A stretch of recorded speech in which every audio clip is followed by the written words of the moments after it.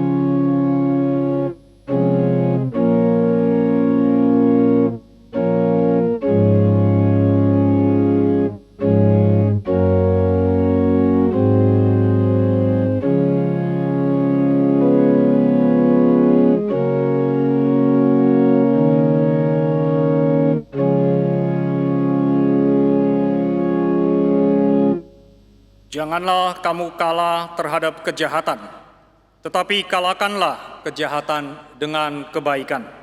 Kebaktian Gereja Reform Injili Indonesia Pusat pada pagi hari ini dibuka dalam nama Allah Tritunggal, Allah Bapa, Allah Anak, Tuhan kita Yesus Kristus, dan Allah Roh Kudus.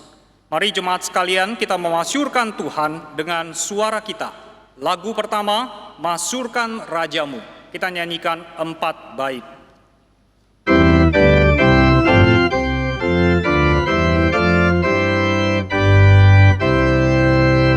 Masyurkan Rajamu dan sembahlah Dia, angkatlah suaramu menyanyi bergema, menyanyilah dengan hati bergemar memuji Dia.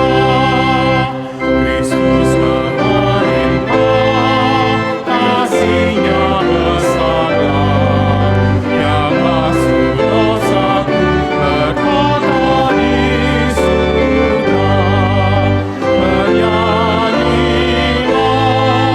dengan hati bergemar memuji Dia.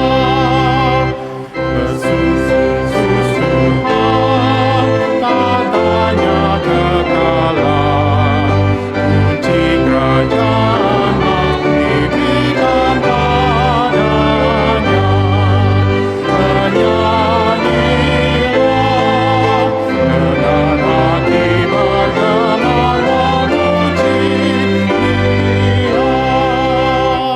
Bersukacitalah, Yesus akan datang, membawa umat-Nya ke tempat yang kekal. Menyanyilah dengan hati bergemar memuji Dia. Mari kita bersatu di dalam doa. Bapa kami yang di surga, kami bersyukur atas kesempatan beribadah yang Tuhan berikan kepada kami. Kiranya nama-Mu dikuduskan, kiranya kerajaan-Mu diperluas, kiranya penyertaan Tuhan selalu beserta kami. Ampuni kami ya Tuhan, kami yang selalu lupa bahwa kami adalah anak-anak kepunyaan Tuhan. Kami sering sekali berdosa di dalam keberhidupan kami. Kami sering sekali mengandalkan diri kami sendiri di dalam kesulitan-kesulitan yang kami hadapi. Kami lupa bahwa Tuhan adalah Tuhan yang setia, Tuhan yang selalu menepati janjinya, Tuhan yang tidak akan pernah meninggalkan kami, anak-anak yang Tuhan sudah tebus di dalam Yesus Kristus. Tuhan, kiranya Tuhan berkenan atas ibadah kami pada pagi hari ini.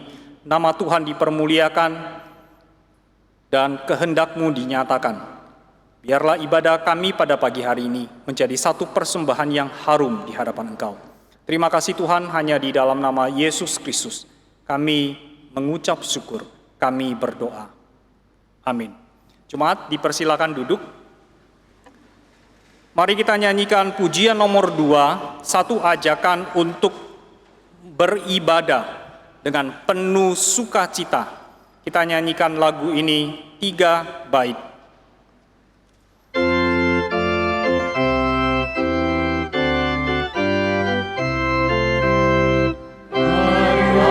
Suka dalam hidup kita, ku bawa pujian syukur di hadapannya, mempersembahkan tulus sebagai korban hidup, ibadah sejati kepadamu.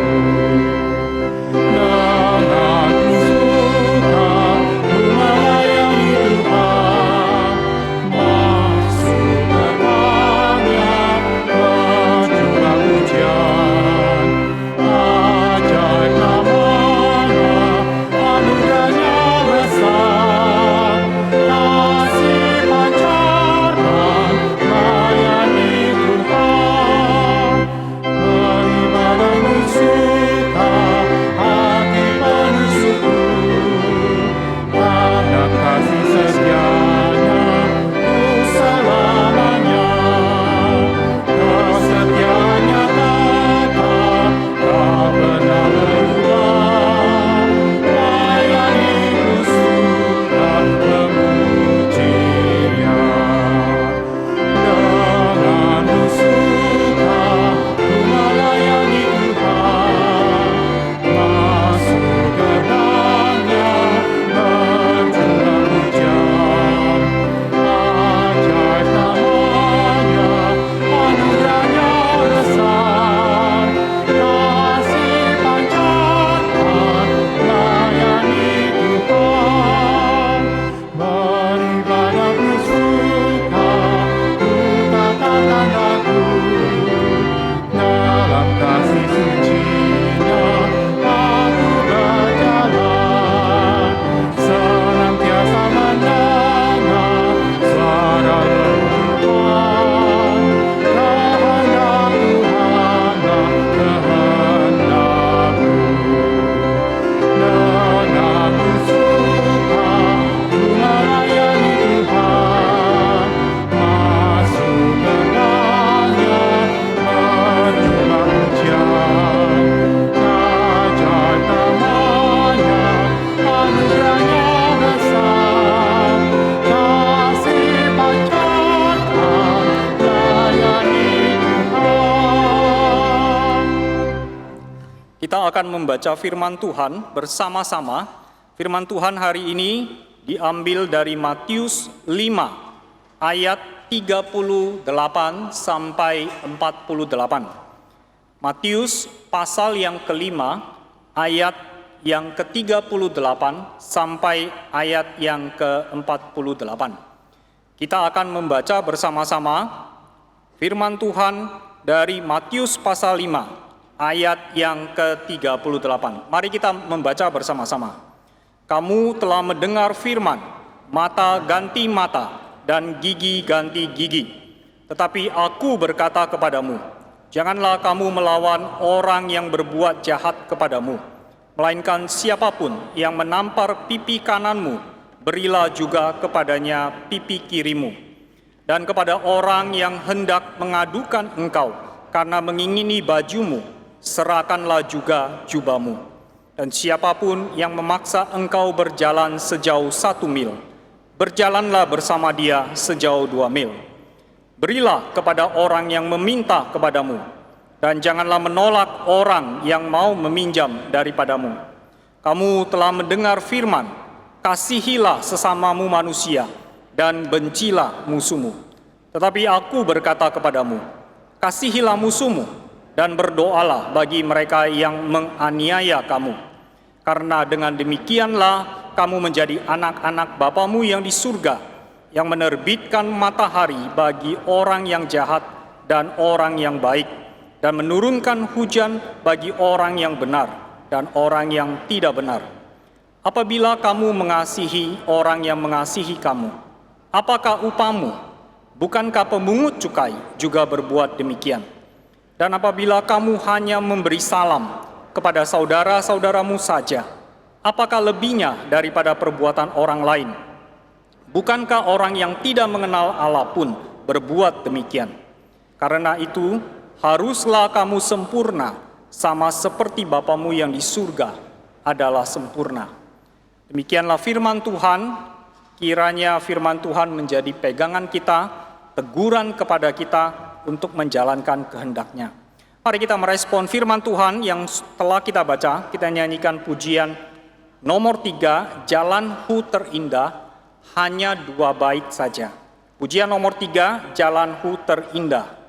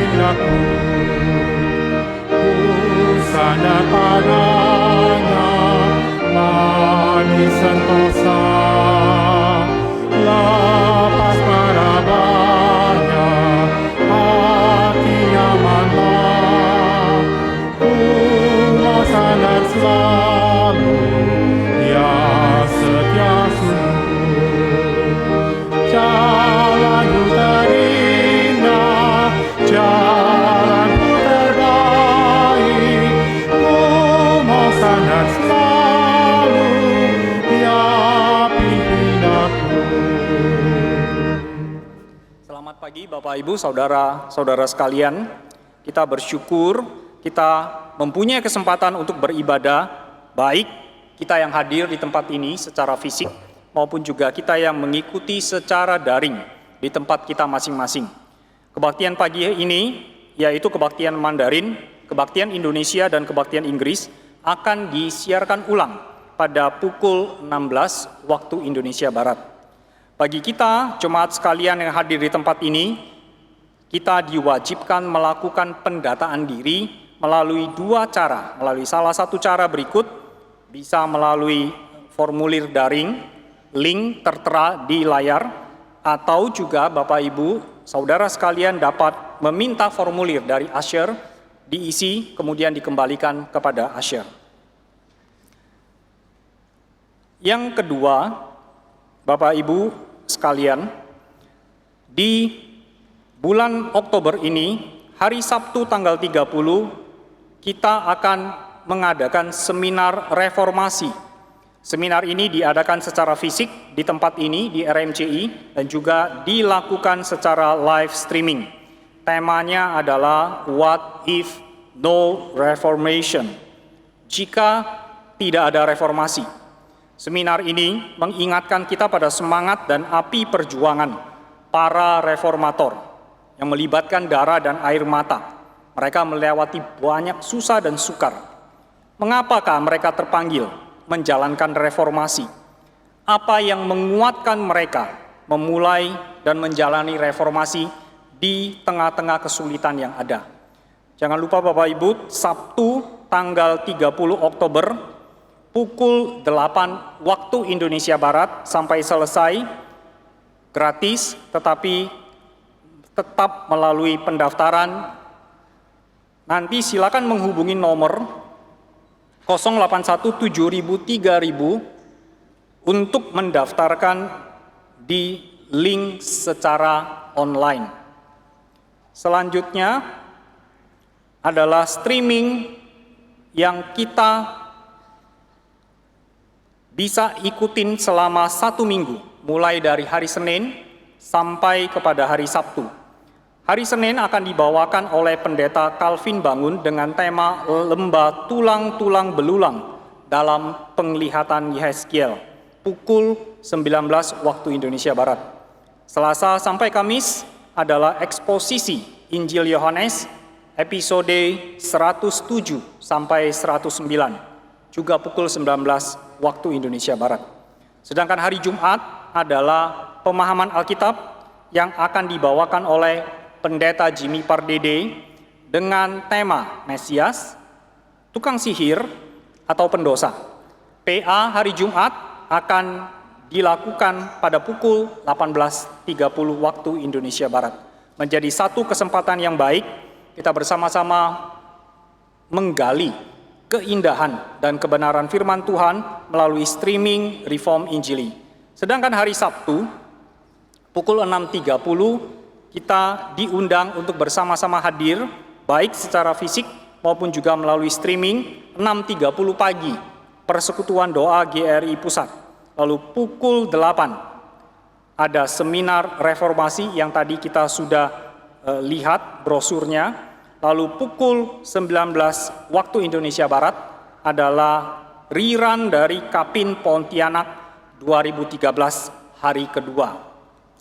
Bapak Ibu, bagi kita yang kenal, bagi kita yang mempunyai anak-anak usia dari batita sampai kepada kelas 7, GRI Pusat mengajak kita semua berbagian untuk mengajak mereka mengikuti sekolah minggu GRI Pusat. Sekolah minggu ini dilakukan dalam 3 bahasa, bahasa Indonesia, bahasa Inggris, dan bahasa Mandarin, dengan jadwal yang memang disesuaikan dengan usianya. Silakan catat nomor telepon yang tertera di layar, silakan ajak. Mari kita mengingat kembali ketika kita sebagai orang tua membawa anak-anak kita di hadapan Tuhan menerima baptisan anak.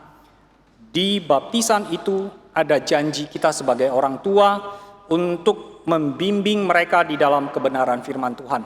Dan sekolah minggu adalah salah satu wadah yang Tuhan berikan kepada kita, anak-anak Tuhan bertumbuh di dalam kebenaran firman Tuhan.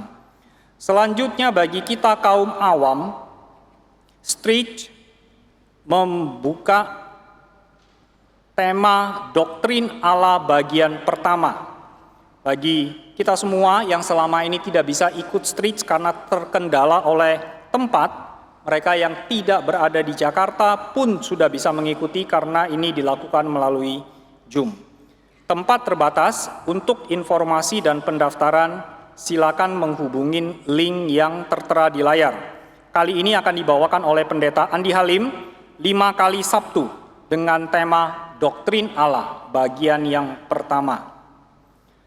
Di bulan November nanti ada satu konferensi teologi nasional dengan tema A Lasting Reformation, Now and Then, dengan keynote speaker Pendeta Stephen Tong dan dengan pembicara Michael Horton, Billy Kristanto, Yohanes Adri Hartopo, Yuda Tianto.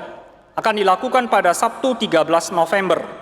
Ini diwajibkan daftar dengan biaya 150.000 untuk umum, bagi mahasiswa biaya 50.000. Acara ini dilakukan 1 hari dari pukul 9 sampai pukul 16 waktu Indonesia Barat melalui Zoom. Bagi Bapak Ibu, Saudara sekalian yang mempunyai anak, GRI Pusat mengadakan sakramen baptisan kudus anak angkatan yang ke-60 pada tanggal 14 November 2021 bagi jemaat GRI Pusat. Sebelumnya diwajibkan pembinaan orang tua, akan dilakukan pada tanggal 6 November pukul 13 melalui Zoom tolong diperhatikan karena ada perubahan tanggal bagi pembinaan orang tua. Acara pembinaan ini wajib dihadiri oleh kedua orang tua. Silakan mendaftar dengan link yang tertera di layar atau menghubungi nomor telepon yang tertera. Pendaftaran akan ditutup pada tanggal 29 Oktober.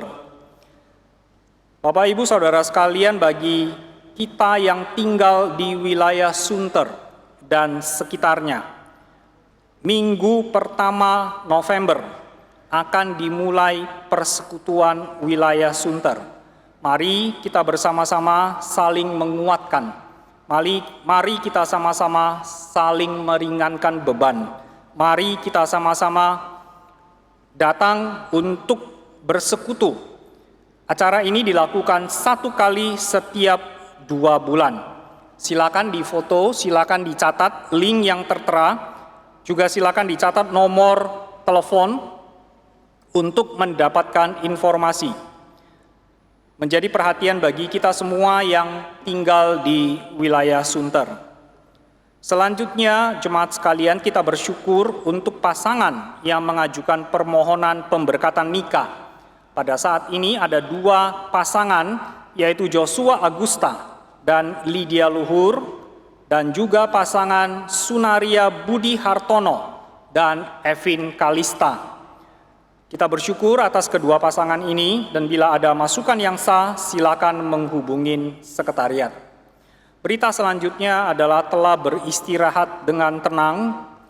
Allah Bapa di surga telah memanggil pulang Bapak Hosea Puji Setianto. Beliau adalah papa dari Pendeta Christian Budiman dan juga papa mertua dari Vikaris Lia. Allah memanggil pulang pada hari Minggu tanggal 17 Oktober kemarin. Dan juga bagi kita jemaat sekalian yang terbeban untuk berbagian di dalam pelayanan tim kedukaan, silakan menghubungi nomor yang tertera. Apakah ada?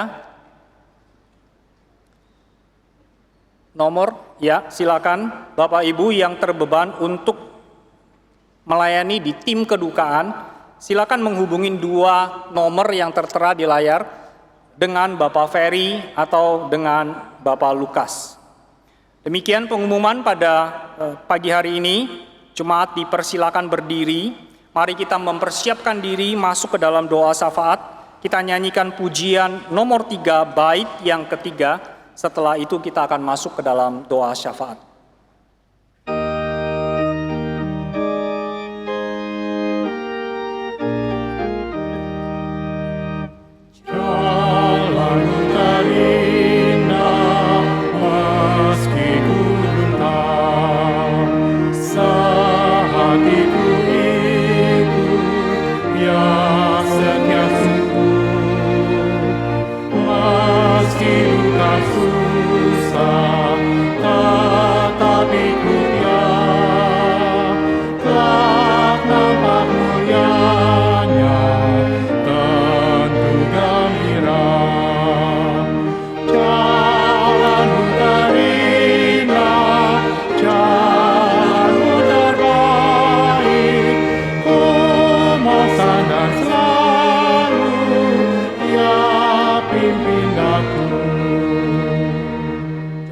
Mari kita datang ke hadapan Tuhan mengaku dosa kita sebelum kita masuk ke dalam doa syafaat.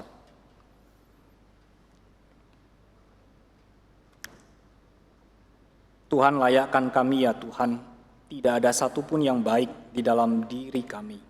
Tetapi Tuhan melayakkan kami karena kebenaran Kristus diperhitungkan menjadi kebenaran kami. Kiranya doa kami yang kami panjatkan didengar, karena kami alaskan di dalam nama Kristus penebus kami.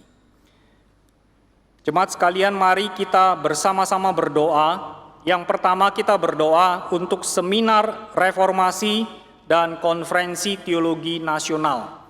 1 akan diadakan di bulan Oktober. Konferensi teologi nasional akan dilaksanakan di bulan November. Mari kita buka suara, kita berdoa bagi kedua acara ini. Bapa kami yang di surga, kami mengingat kami menyerahkan seminar dan juga konferensi teologi nasional ke dalam tangan Tuhan. Ketika kami mengingat apa yang Tuhan kerjakan melalui reformasi yang telah lewat beratus-ratus tahun yang lalu.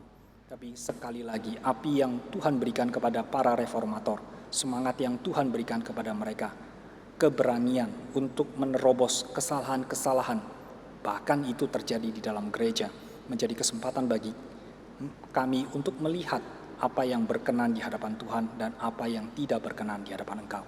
Kami juga berdoa bagi konferensi teologi nasional yang akan dilaksanakan pada bulan November. Kiranya melalui pembelajaran akan kebenaran firman Tuhan, biarlah kami semakin dimengertikan, kami semakin dikuatkan akan kebenaran, akan kekuatan, akan panggilan yang Tuhan berikan kepada kami semua. Terima kasih Tuhan, kami bersyukur, kami berterima kasih. Yang kedua, jemaat sekalian, mari kita berdoa untuk pertumbuhan iman gereja Tuhan. Kita sebagai bagian daripada gereja Tuhan, kita berdoa supaya Tuhan memberikan kesempatan untuk kita dimurnikan terus-menerus. Semakin hari, semakin menyerupai Kristus, semakin hari, semakin murni. Sehingga kita menyenangkan hati Tuhan semata-mata. Mari kita buka suara, kita berdoa untuk pertumbuhan iman gereja Tuhan.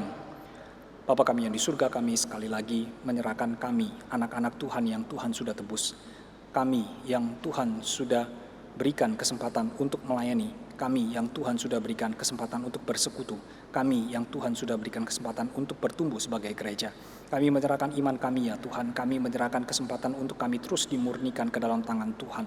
Kami mau taat, kami mau berserah kepada Engkau, kami mau ketika kami mengalami pemurnian iman kami tidak lari daripada Engkau, tetapi kami menyerahkan hidup kami menyerahkan iman kami ke dalam tangan-Mu. Terima kasih Tuhan, kami menyerahkan sekali lagi iman kami ke dalam tangan Tuhan. Tuhan, demikianlah doa-doa kami. Kiranya Tuhan mendengar dan Tuhan menerima permintaan dari kami sebagai anak-anak-Mu.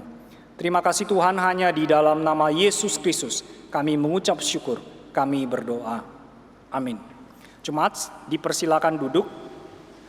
Kita akan mempersiapkan diri, kita mendengarkan firman Tuhan yang akan dibawakan oleh pendeta Dr. Stephen Tong. Tetapi sebelumnya ada sebuah persembahan pujian dengan judul How Beautiful Are the Feet dari Handel akan dibawakan oleh Trivena Krista. Mari kita nyanyikan pujian nomor 3, bait yang pertama. Silakan untuk persembahan pujian.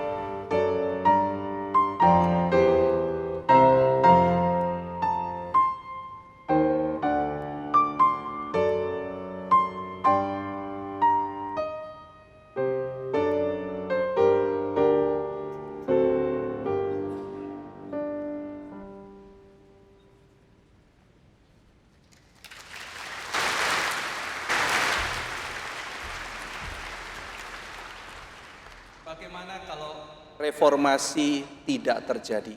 Saudara sekalian, ini tahun ke-504 kita memperingati Hari Reformasi. 31 Oktober 1517 kita bersama-sama menyaksikan pada waktu itu Martin Luther menempelkan 95 dalil di pintu gereja di Wittenberg.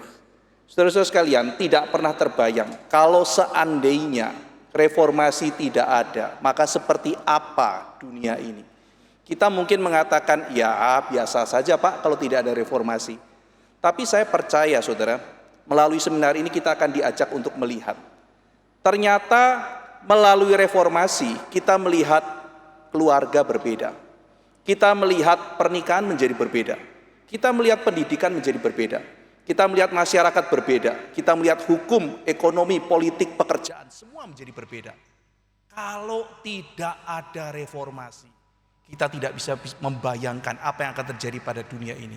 Saudara-saudara sekalian, mari kita mendaftar untuk seminar di hari Sabtu yang penting ini. Sebagai seorang yang berada di gereja reform, kita perlu memahami reformasi lebih sungguh-sungguh. Saudara-saudara sekalian, silakan mendaftar dan juga bisa datang fisik. Nanti di hari Sabtu kita bisa bersama-sama hadir di tempat ini dan kita bisa mengikuti seminar What If No Reformation. Berikutnya kita akan mengadakan persekutuan wilayah. Jadi khususnya bagi saudara yang sudah berjemaat di sini yang tinggal di wilayah Sunter dan sekitarnya, mungkin daerah Kelapa Gading kah atau di daerah Kemayoran, yang rindu untuk bersekutu, silakan saudara mendaftar dan ikut persekutuan wilayah. Nanti ada renungan, lalu setelah itu akan dibagi kelompok, setidaknya saudara bisa mengenal satu dengan yang lainnya, bisa sama-sama saling mendoakan dan saling menggembalakan satu dengan yang lain. Silakan saudara mendaftar, nanti ada Vikaris Cekawira, ada para penatua yang akan standby di persekutuan wilayah. Berikutnya saudara sekalian, bagi saudara yang mau melayani di bagian perkabungan, saudara bisa mendaftar. Saudara sekalian, kita rindu untuk memberikan kekuatan, memberikan penghiburan, memberikan support bagi saudara-saudara kita yang sedang kehilangan. Maka saudara bisa mendaftar, oh saya mau terbeban, saya juga mau ikut menggembalakan, saya mau melayani bukan hanya mendengar. Saudara bisa mendaftar ke Bapak Ferry dan saudara juga bisa mendaftar ke Bapak Lukas. Untuk bersama-sama nanti kita dampingi, kita latih, melayani di bagian perkabungan. Saudara-saudara sekalian, kalau gereja kita di dalam 1 bulan, andai kata ada 3 kali perkabungan saja, ada 3 keluarga yang berduka, maka itu ada 9 malam kita harus mempersiapkan untuk perkabungan. Itu harus butuh tim yang sangat banyak. Saudara bisa bayangkan kalau masa pandemi, bisa 1 bulan ada 10-15 yang berkabung. Kira-kira saudara bisa bayangkan penuhnya seperti apa. Maka mari kita bersama-sama melayani, jangan kita hanya berpangku tangan. Baik, mari kita mempersiapkan hati menerima firman Tuhan yang akan disampaikan Pendeta Stephen Tong. Kita menyanyi lagu nomor ketiga, bait pertama saja.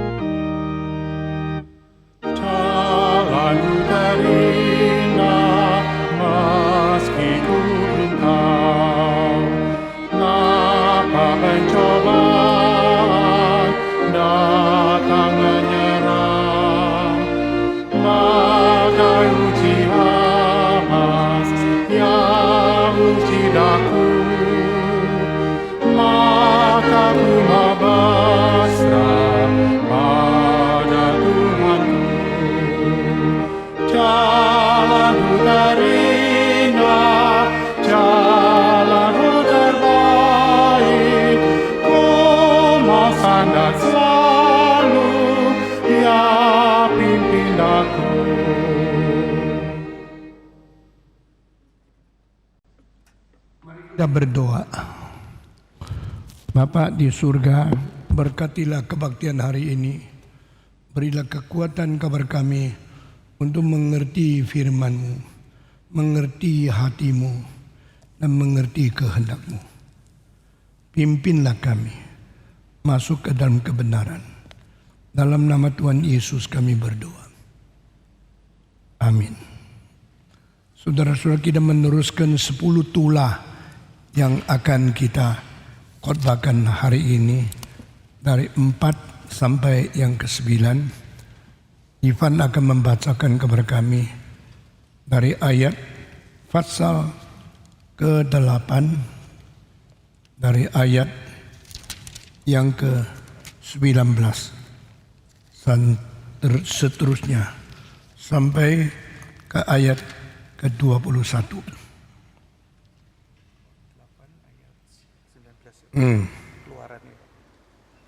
Kitab Keluaran. Keluaran pasal 8 ayat 19.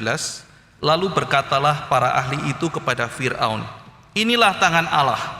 Tetapi hati Fir'aun berkeras dan ia tidak mau mendengarkan mereka seperti yang telah difirmankan Tuhan. Berfirmanlah Tuhan kepada Musa, bangunlah pagi-pagi dan berdirilah menantikan Fir'aun. Pada waktu biasanya ia keluar ke sungai dan katakanlah kepadanya, beginilah firman Tuhan, biarkanlah umatku pergi supaya mereka beribadah kepadaku.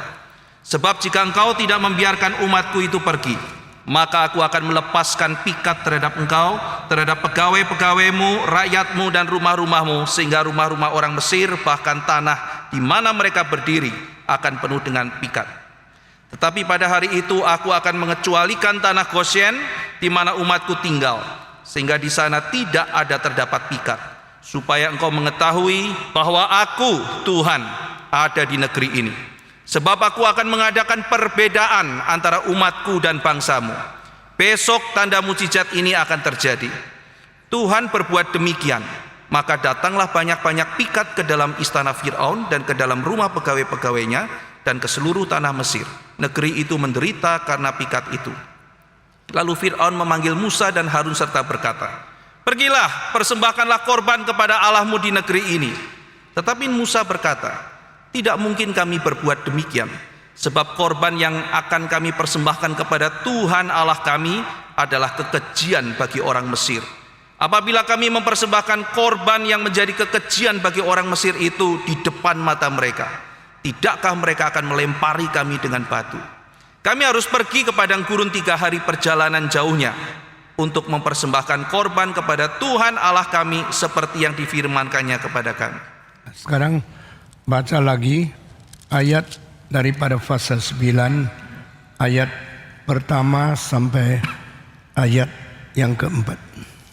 Keluaran 9 ayat 1 sampai 4. Berfirmanlah Tuhan kepada Musa, pergilah menghadap Fir'aun dan berbicaralah kepadanya, beginilah firman Tuhan Allah orang Ibrani, biarkanlah umatku pergi supaya mereka beribadah kepadaku.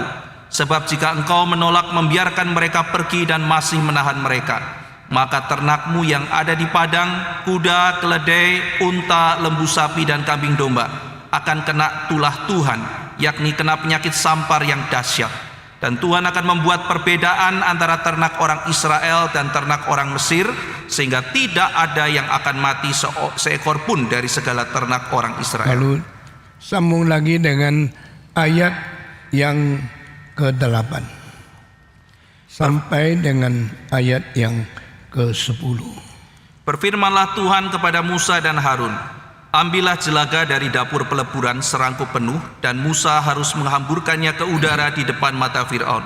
Maka jelaga itu akan menjadi debu meliputi seluruh tanah Mesir, dan akan menjadikan barah yang memecah sebagai gelembung pada manusia dan binatang di seluruh tanah Mesir. Lalu mereka mengambil jelaga dari dapur peleburan dan berdiri di depan Fir'aun. Kemudian Musa menghamburkannya ke udara, maka terjadilah barah yang memecah sebagai gelembung pada manusia dan binatang. Lalu kita membaca lagi dari pasal sama ayat ke-22.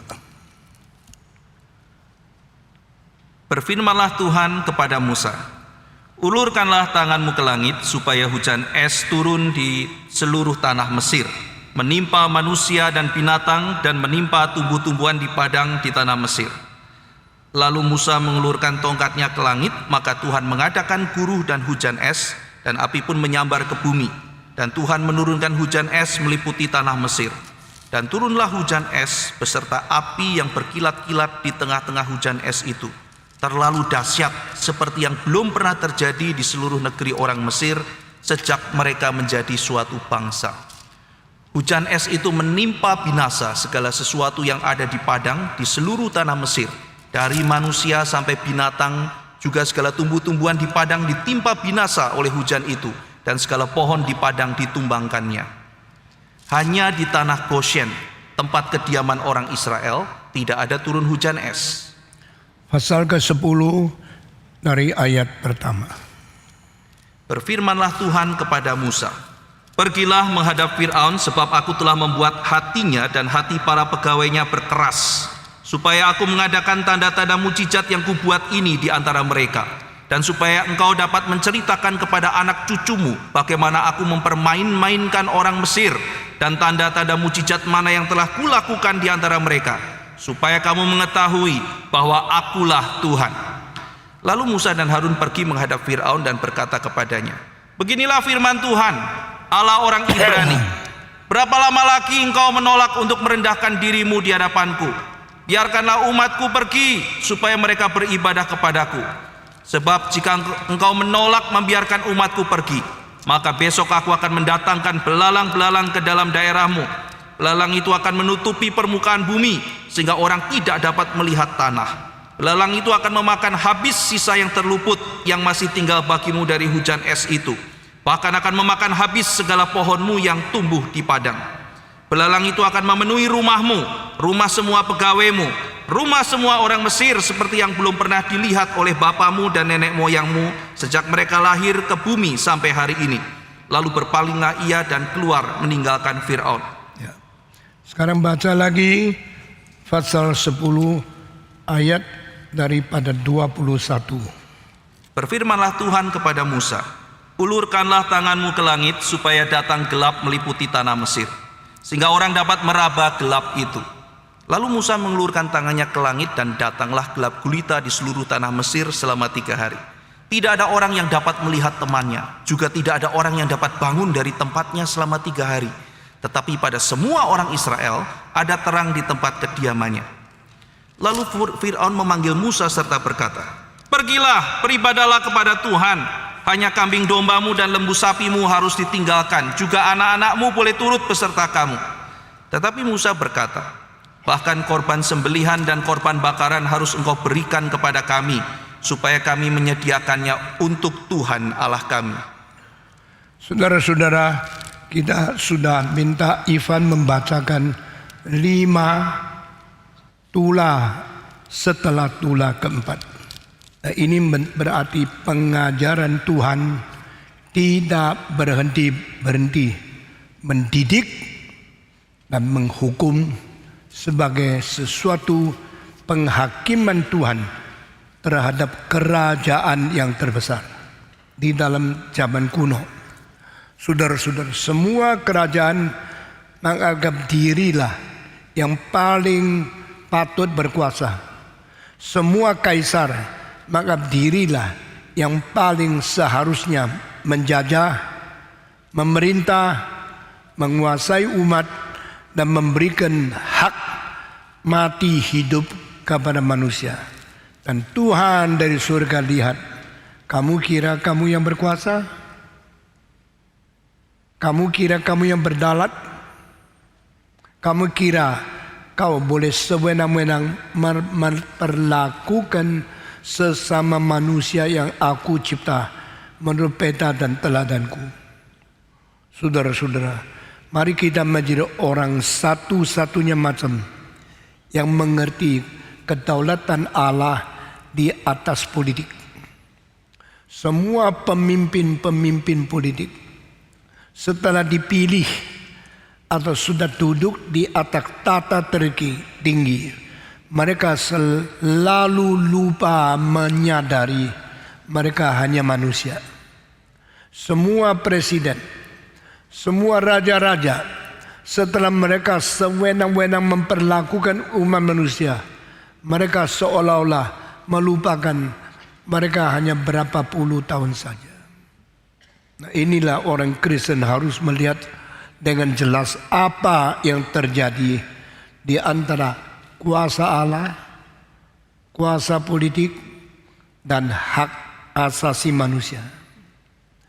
Tidak ada agama yang memberikan pengajaran yang lebih jelas, lebih penting daripada agama Kristen yang memberikan kepada kita rencana kehendak Allah di dalam kitab suci. Allah adalah Allah yang bekerja berdasarkan kronologi dan berdasarkan waktu dalam rencana Dia sendiri. Ini namanya teologi waktu. The theology of time. Di dalam semua sistem teologi tidak pernah dikatakan, tidak pernah ada satu judul namanya teologi waktu. Ini yang ada di Gereja Reform Injili Indonesia.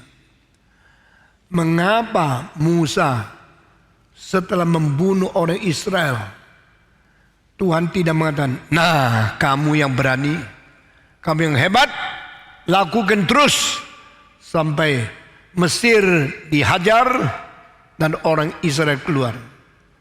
Tuhan biar dia akhirnya mau ditangkap, ketakutan, lari dari Mesir. Sebagaimana waktu kecil dia seorang bayi yang harus dibunuh kalau laki-laki. Dia seharusnya tidak bisa hidup. Tuhan angkat mendadak menjadi anaknya, anak perempuan Firaun, menjadi orang paling bergengsi, berkuasa, berkualitas tinggi, berkedaulatan di negara Mesir. Tinggalnya bukan lagi di kampung, bukan lagi di desa, bukan lagi di tanah Goshen di mana orang Israel tinggal. Dia dicabut daripada tanah Israel, masuk dalam istana. Siapa bisa lakukan ini? Hanya Tuhan. Apa yang Tuhan lakukan itu begitu ajaib, sehingga kita tidak habis bisa pikir dan mengerti kenapa Tuhan sanggup menjadikan anak budak menjadi anak Raja Firaun. Cara Tuhan bekerja kita tidak mengerti. Kita juga tidak mengerti mengapa orang yang berada di istana langsung Tuhan usir dia pergi ke medium, berada di padang pelantara. Lalu apa yang dia pelajari menjadi tidak ada gunanya. Di dalam Kisah Para Rasul mengatakan, Mesir semua ilmu dipelajari oleh Musa. Tak ada satu orang bisa mempelajari semua fakultas dari UI selama dia masih umur sebelum 40. Saya tidak tahu UI ada berapa cabang fakultas, dari kedokteran sampai hukum, sampai pedagogi, sampai psikologi, sampai arsitektur, sampai medis. Kalau satu fakultas engkau mesti 4 tahun, engkau mau belajar 50, engkau perlu 200 tahun. Tapi Musa pada umur 40 sudah belajar semua ilmu, selesai diselidiki sebelum dia umur 40. Adakah yang lebih genius? Engkau bilang ini kan omongan kitab suci. Ini kan mungkin omong kosong, kita tidak ngerti. Tidak. Musa bisa menulis 12 macam batu yang mahal yang dipajang di depannya daripada pakaian imam. Musa bisa menulis binatang apa yang najis, binatang apa yang halal, sehingga ini boleh makan, itu tidak boleh makan. Setelah 3.450 tahun terbukti di London yang dia catat binatang-binatang yang najis memang sangat bahaya untuk manusia yang berjalan di padang pasir 40 tahun, ganggu kulitnya, ganggu kesehatannya. Dan binatang-binatang yang dicantum di dalam buku Musa Pentateuch yang bersih itu memang tidak mengganggu darah kita menjadi kotor, sehingga kulit itu menjadi sehat. Kenapa Musa mempunyai pengetahuan ini? Karena dia belajar. Alkitab tidak mencatat karena mujizat orang dah belajar jadi pintar. Alkitab tidak setuju kalau anak yang malas lalu seperti ada Tuhan menyatakan langsung menjadi hebat. Tidak. Semua harus sesuai dengan peraturan, sesuai dengan dalil yang ada, sehingga manusia mencapai prestasi yang ada. Sehingga Musa mengerti segala pengetahuan. Saya percaya kalau Musa ada di sekarang, dia menjadi arsitek pun lebih hebat dari orang lain. Dia mengerti segala pengetahuan. Tetapi Tuhan mengatakan, you sekarang tidak ada hak lagi tinggal di istana. Langsung dikucilkan. Dari bayi orang budak masuk istana, mujizat. Dari istana dibuang ke padang belantara, mujizat. Maunya apa? Maunya Tuhan, engkau terlalu cepat melakukan panggilanku. Engkau terlalu cepat membunuh orang Mesir. Waktu saya belum sampai. Kapan baru sampai? 40 tahun lagi. Siapa yang dipanggil Tuhan mau menjadi pendeta, akhirnya mesti tunggu 40 tahun baru bisa berkhotbah. Ini namanya theology of time. Teologi waktu Tuhan. Banyak anak muda tidak ngerti. Maunya sekarang. Cepat, langsung saya dipakai Tuhan. Saudara-saudara, kalau engkau tidak mengerti teologi waktu, engkau akan menghamburkan hidupmu sembarangan pakai waktu dan seumur hidup tidak berhasil apa-apa. Mengapa Yesus harus tunggu sampai waktunya sudah genap baru lahir menjadi manusia, inkarnasi, menjadi pengantara di tengah-tengah Allah dan manusia? Lihat di Galatia pasal 4. Setelah waktunya genap, bahasa Greka itu bukan pakai waktu kronos, tetapi waktu di situ ada kairos, waktunya Tuhan. Waktunya Tuhan sudah tepat di dalam sejarah. Tunggu beribu-ribu tahun baru Yesus boleh lahir. Kalau Yesus lahir 1000 tahun sebelum Yesus, zamannya adalah Daud. Kalau Yesus lahir setelah 1500 tahun, Yesus lahir zamannya Da Vinci. Itu semua tidak cocok. Mesti pada zaman bahasa Greka mulai menyebar ke semua daerah, mesti tunggu waktu orang yang namanya Augustus berkata, akulah Tuhan. Baru Yesus jadi Tuhan yang lahir sebagai bayi yang kecil. Sehingga Tuhan katakan, inilah saatnya. Pada waktu manusia menyebut sendiri Tuhan, saya turunkan Tuhan yang sejati, tapi jadi bayi. Tuhan kok bayi? Sampai hari ini banyak orang yang pintar menganggap diri hebat dan bisa terima. Tapi itulah waktunya Tuhan. Tidak ada saat lebih baik daripada saat Yesus lahir 2000 tahun yang lalu. Saat itu semua sudah disiapkan. Jalan-jalan menuju ke Romawi. Kerajaan Roma menjajah Palestina. Dan pada saat itu bahasa Greka sudah menyebar. Hanya Tuhan yang mengetahui waktunya kapan. Sehingga dia turun menjadi manusia dan langsung dirubah. Wahyu Tuhan Allah tidak lagi pakai bahasa Ibrani, tapi bahasa Yunani. Perubahan sebesar seperti ini sampai hari ini manusia tidak ngerti. Bukan saja orang Yahudi tidak ngerti. Kenapa bahasa Yahudi berhenti tidak dipakai untuk wahyu? Orang Greka juga tidak ngerti. Kenapa Yunani yang dipakai untuk jadi satu pengantara pengwahyuan untuk perjanjian baru? Ini semua yang Tuhan yang tahu. Dan banyak orang yang sudah biasa hidup di dalam peraturan yang kaku. Tak mau mengerti, tak mau berubah konsep, kaku, kolot. Sampai akhirnya terbelenggu di dalam kekolotan, kekakuan yang mematikan diri. Dan Alkitab mengatakan, Allah yang bekerja menurut kehendak sendiri. Allah yang bekerja menurut waktu yang ditetapkan oleh dia sendiri. Allah yang bekerja bebas dari segala ikatan dan peraturan manusia yang kaku dan kolot adalah Allah yang memimpin sejarah. Mengapa Yesus mengetahui kalau Lazarus sudah mati? Dia sengaja tidak mau pergi dari tempatnya. Dia tunggu berapa hari, lalu dia baru berangkat. Setelah berangkat sampai tempatnya, Lazarus mati. Lazarus sudah dikubur 4 hari. Saya ambil contoh ini, contoh itu membuktikan kepada saudara the theology of time, di mana di dalam sekolah teologi tidak ada yang perhatikan. Gereja ini didirikan untuk mau mengerti lebih tuntas, mengerti lebih jitu, mengerti secara akurat kehendak Tuhan itu apa.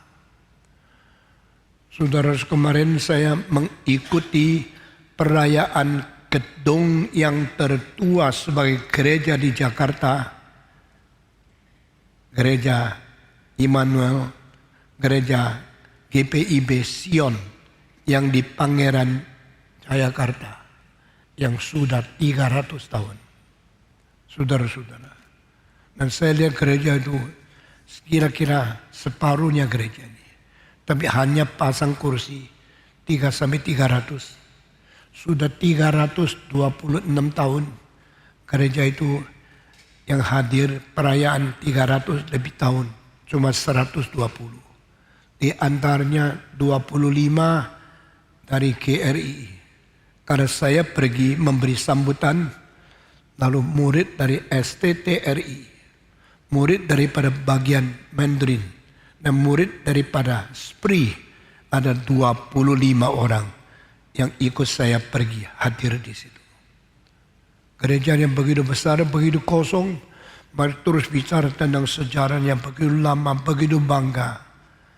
Dan saya berkata, saudara, gerejamu 326 tahun. Gereja di Kemayoran seluruhnya sejarah cuma 32 tahun.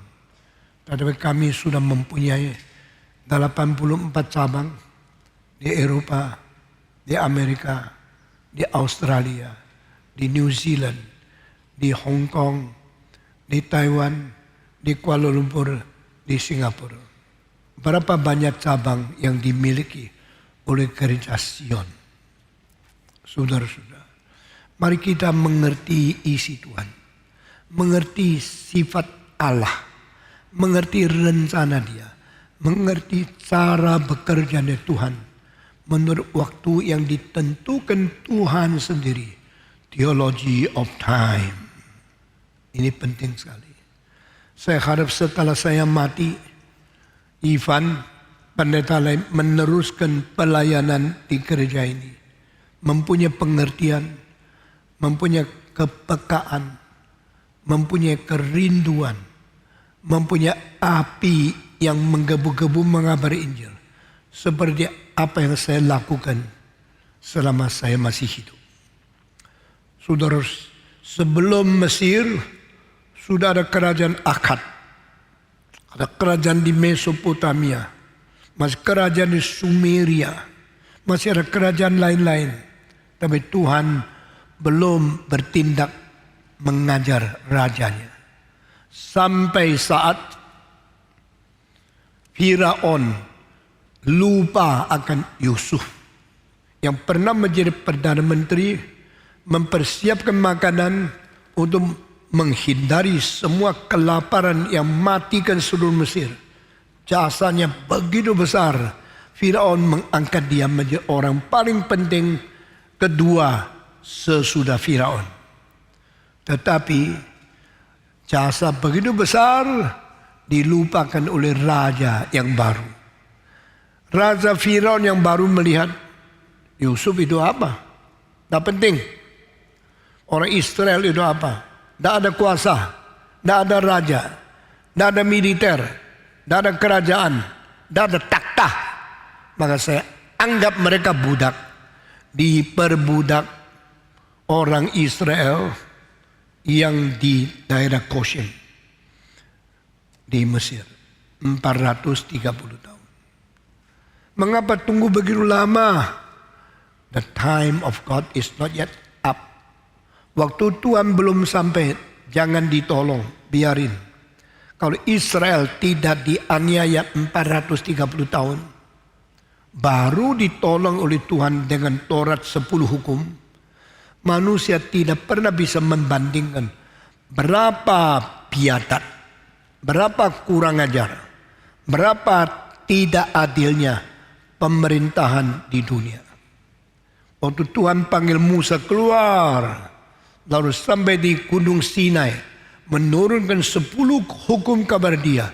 Baru pertama kali manusia membandingkan hukum di kerajaan dunia dan hukum dari Tuhan yang melampaui kerajaan dunia. Bedanya apa? Harus tunggu begitu lama. Kasihan kan? Orang yang diperbudak 430 tahun tunggu keselamatan, tunggu pelepasan, tunggu pertolongan Tuhan. Tunggunya 430 tahun. Diam. Taat. Tunggu. Because the time of God is not yet up.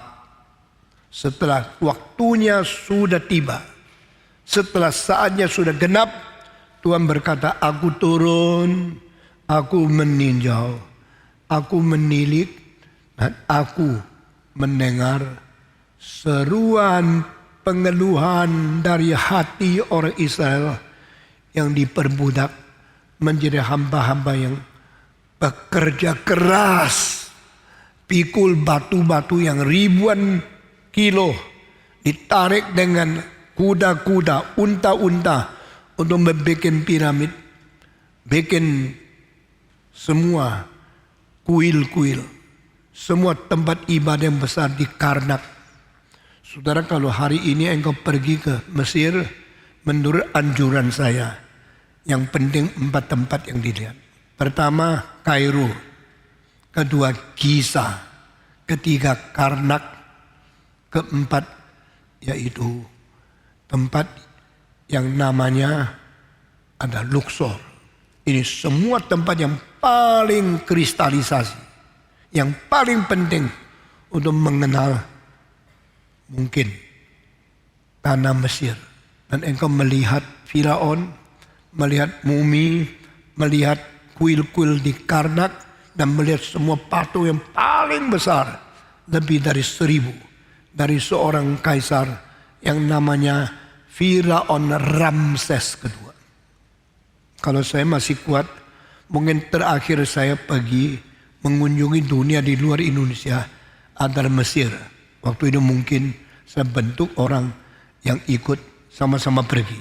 Tapi mesti ikut dorong saya punya kereta roda. Karena saya sudah tua. Saudara-saudara, di situ engkau melihat zaman Israel keluar dari Mesir. Apakah zamannya Ramses? Tidak tahu. Tetapi ada kemungkinan. Ramses seorang yang sombong, orang yang begitu congkak, begitu menganggap diri yang benar, dan di mata dia tidak ada Tuhan Allah. Tuhan lebih tinggi daripada kuasa politik. Kuasa politik memerintah kuasa manusia. Jadi kuasa politik, kuasa hak asasi manusia, dan kuasa Tuhan yang tidak kelihatan.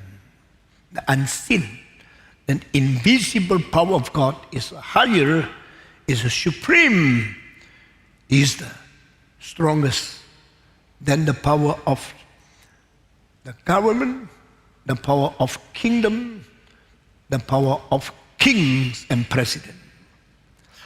Setiap kali ada manusia yang berusaha menguasai manusia lain dengan memperbudak, memperkosa, menindas, menganiaya, maka kuasa tertinggi tidak setuju.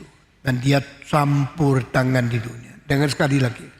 When human government is self-righteousness and thinks he is the supreme power to control and to persecute the human being and human right, then the supreme power in heaven, God will interfere and he will punish the government in the world.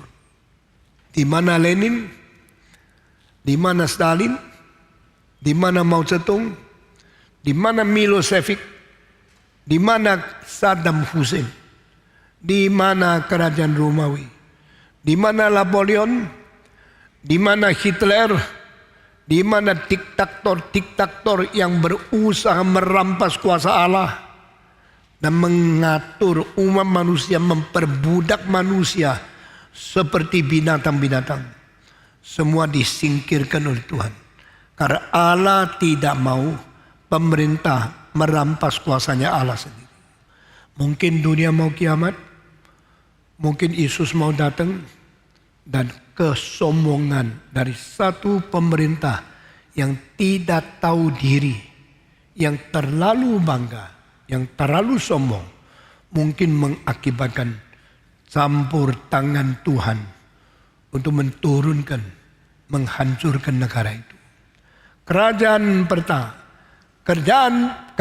yang paling pertama yang dikerjai oleh Tuhan Allah adalah Mesir.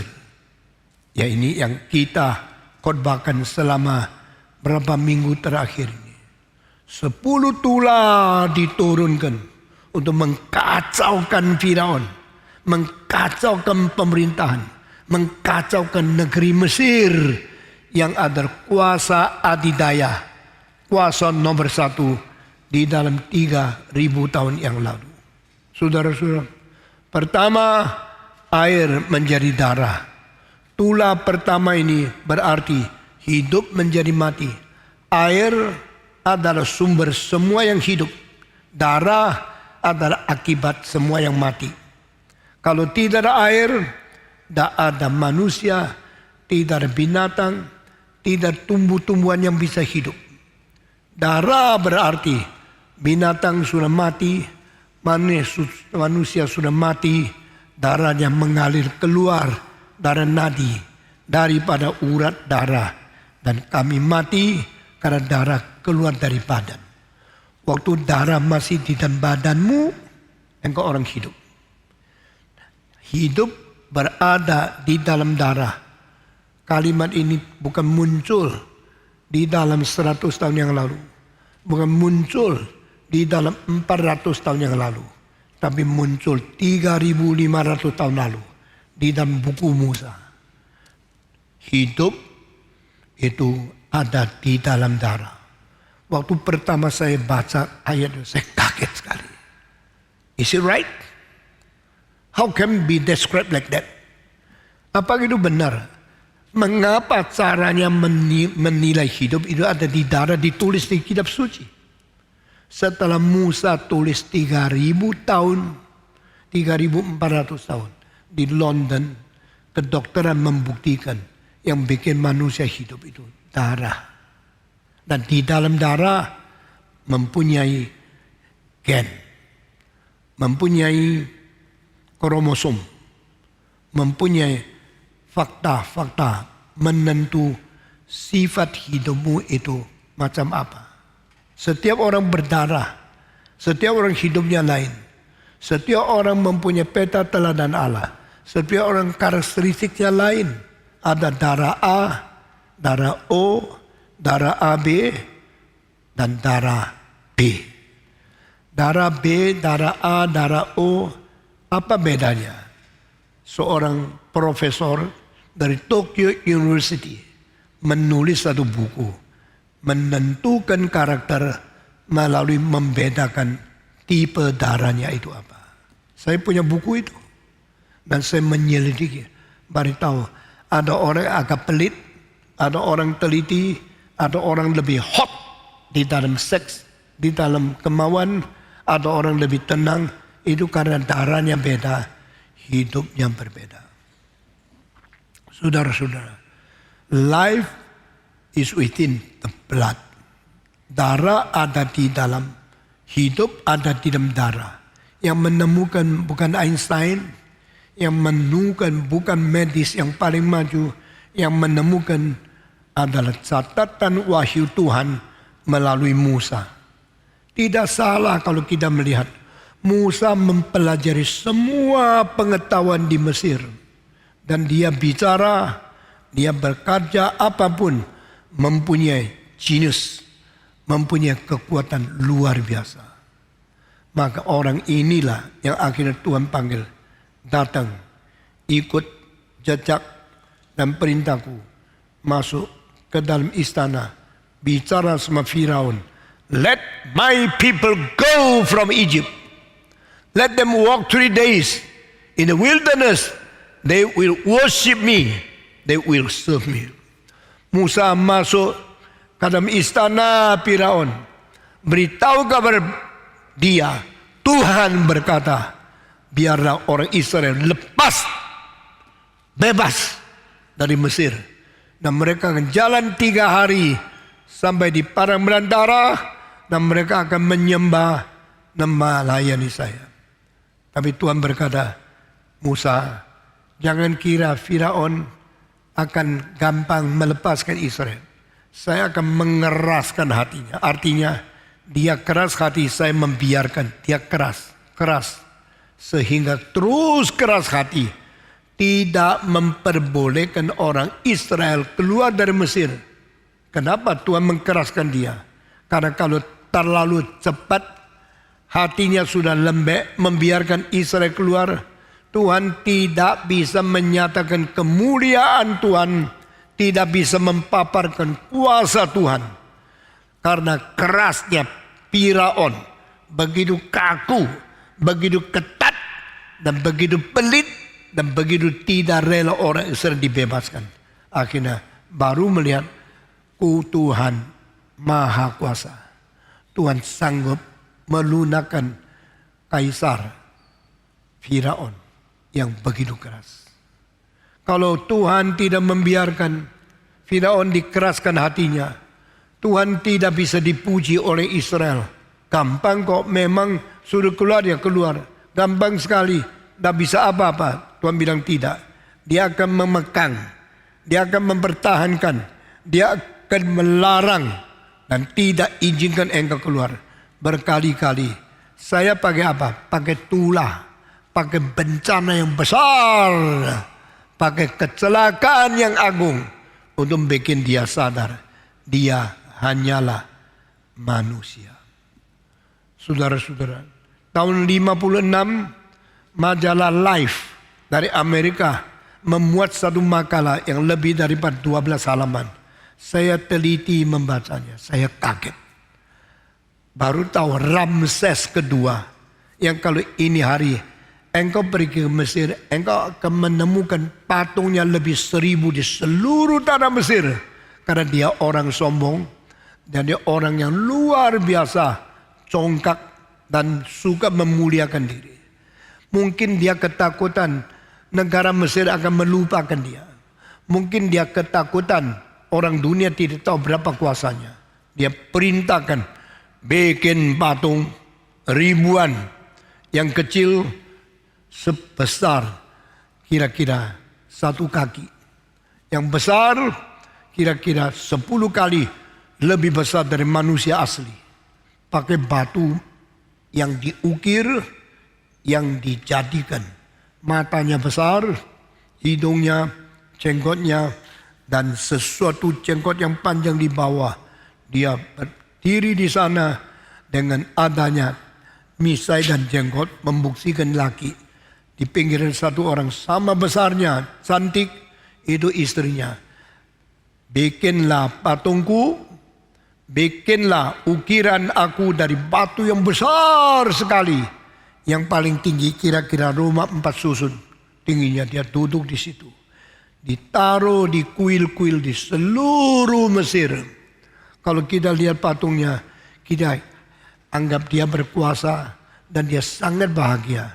Tetapi tahun 56 makalah yang saya baca daripada itu majalah Life dari Amerika, saya baru tahu dia sama sekali tidak bahagia. Karena apa? Dia mempunyai gigi yang bengkak sampai tulangnya busuk dan dalamnya sakitnya luar biasa. Karena X-ray membongkar dia punya mumi, memberikan foto dan membuktikan bagian kanan dia tulangnya bengkak 3 kali lebih besar dari orang biasa. Sehingga dia sakitnya luar biasa. Waktu itu tidak ada kloroform, tidak ada obat bius, tidak bisa disuntik terus engkau tidak sakit gigi. Engkau sekarang di dalam zaman yang sangat bahagia. Kalau gigi sudah sakit sampai urat syarafnya di dalam sudah busuk, engkau mau keluarkan tidak bisa. Engkau mau berhenti tidak bisa.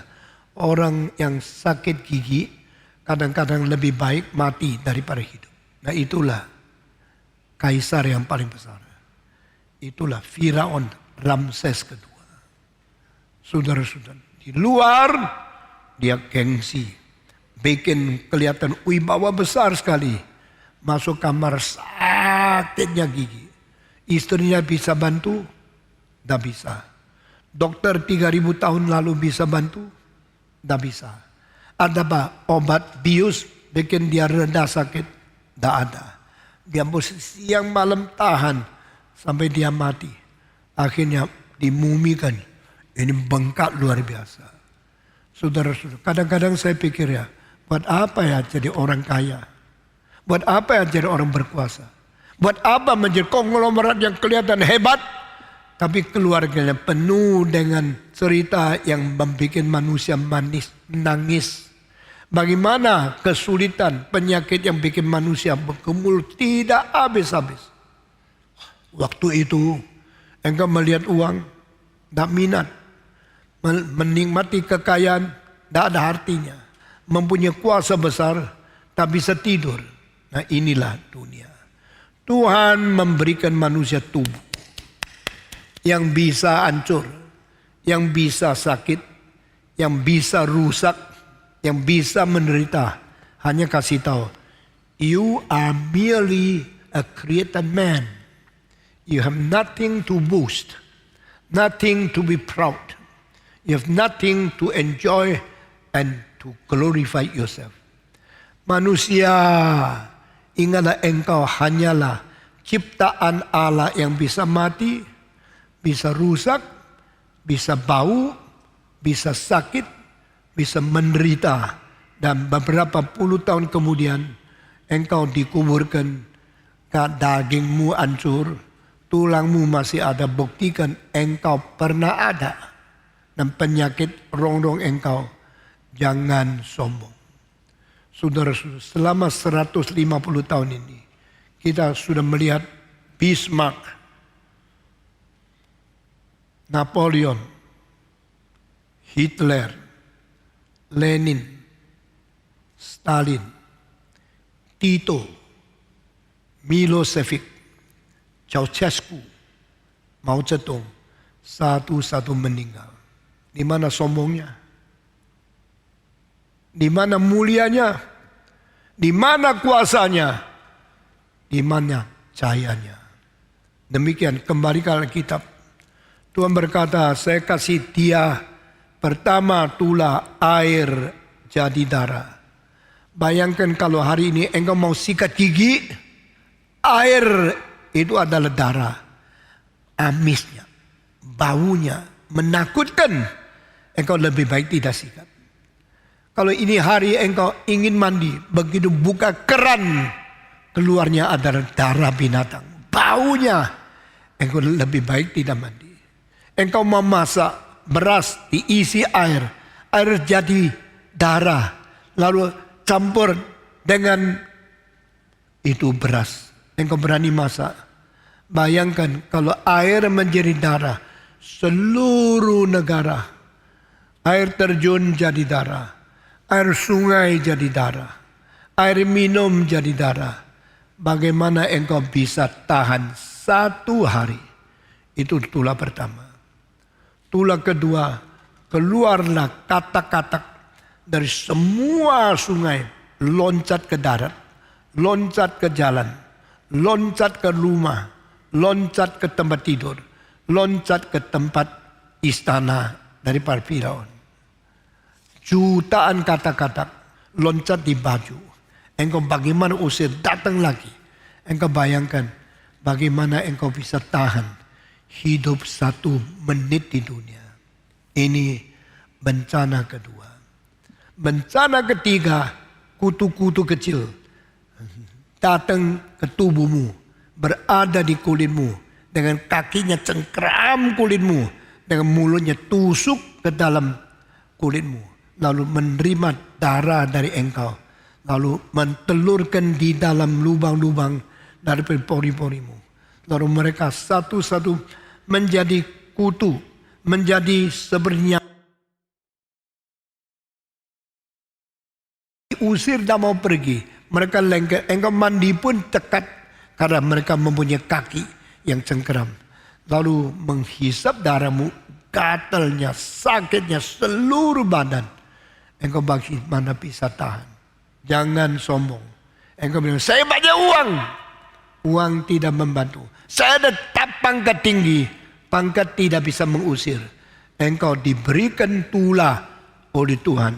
Tuhan pakai, bukan binatang besar menakut-nakuti engkau. Bukan pakai singa. Bukan pakai macan tutul. Bukan pakai hipo. Tuhan pakai kutu kecil yang seluruh badan menggigit engkau. Engkau teriak minta mati tidak bisa. Engkau mau hidup tidak kuat. Engkau mau sehat tidak mungkin. Engkau berada di dalam kecelakaan binatang-binatang kecil. Sekarang abad 21 Tuhan pakai yang lebih kecil lagi, virus COVID. Saudara-saudara, ini pasti bukan sembarangan. Pasti ada peringatan Tuhan kepada manusia. Kalau kamu tidak bertobat, kamu di dalam tangan saya.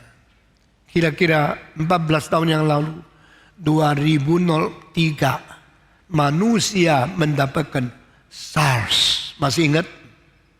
Masih ingat SARS? Waktu SARS datang semua gemetar, semua ketakutan. Sampai bikin kamar 1000 di dalam 10 hari. Satu rumah sakit yang berada di Beijing. Kagetkan seluruh dunia. Tetapi sesudah SARS lewat, loh mendadak SARS datang dan mendadak SARS hilang. Setelah datang secara mendadak, hilang telah mendadak, diberi satu estatik. Setelah diberikan sesuatu estimasi, seluruh dunia yang mati karena SARS kira-kira 790 orang. Tidak sampai 800. Oh, kalau gini penyakit datang bisa pergi kok. Tidak usah takut. Pada waktu manusia mulai sombong, 14 tahun kemudian COVID yang datang. Saya mau tanya, COVID yang mati berapa? 800? Siapa tahu COVID mati berapa sekarang? Seluruh dunia mati karena COVID sudah berapa? Sudah sampai kemarin malam hampir 5 juta manusia. Dulu 790 orang. Sekarang 5 juta manusia. Kuburan tidak cukup. Peti tidak keburu dibikin. Orang-orang belum pulang ke rumah harus dikuburkan hari itu juga. Saya kata, no way to say goodbye my father, my grandfather. I love you. No. Orang yang sudah sakit COVID, anak paling dicintai dan berani cium sama dia.